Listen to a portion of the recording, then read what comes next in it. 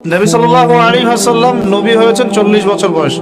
জন্মগ্রহণের আগে বাবাকে হারিয়েছেন, 6 বছর বয়সে মাকে হারিয়েছেন, 8 বছর বয়সে দাদাকেও হারিয়েছেন।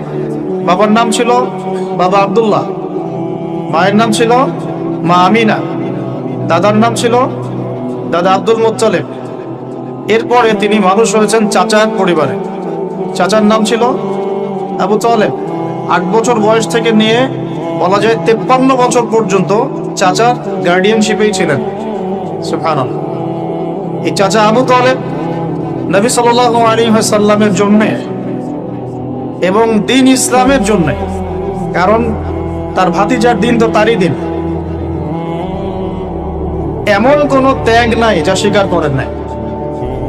চাচা আবু তালেব নবী সাল্লাল্লাহু আলাইহি ওয়াসাল্লামকে যে সাপোর্টটা দিয়েছেন, এই সাপোর্টটা আমরা সবাই মিলেও এখনো দিতে পারি নাই।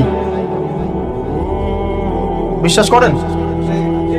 যে সাপোর্টটা নবী সাল্লাল্লাহু আলাইহি ওয়াসাল্লামকে চাচা আবু তালেব দিয়েছেন, এই সাপোর্ট আমরা সবাই মিলেও তাকে দিতে পারি নাই। চাচা আবু তালেব শেষ পর্যন্ত কালিমা পড়েন নাই। সাহাবীরা জিজ্ঞাসা করেছিলেন যে, ইয়া রাসূলুল্লাহ সাল্লাল্লাহু আলাইহি ওয়াসাল্লাম, আপনাকে এত সাপোর্ট দেওয়ার পরে চাচা আবু তালেবের কি কোনোই উপকার হবে না, লাভ হবে না? নবীজি বলেছেন সাল্লাল্লাহু আলাইহি ওয়াসাল্লাম, আমি না থাকলে আমার চাচাকে জাহান্নামের একদম অতল তলে রাখা হতো। আমার কারণে আল্লাহ রাব্বুল আলামিন তাকে জাহান্নামের উঁচু জায়গায় রাখবেন, জাহান্নামের উঁচু জায়গায় রাখবেন, যেখানে আগুন তার পায়ের গোড়ালি স্পর্শ করবে, এতেই তার মগজ টকবক করে ফুটতে থাকবে।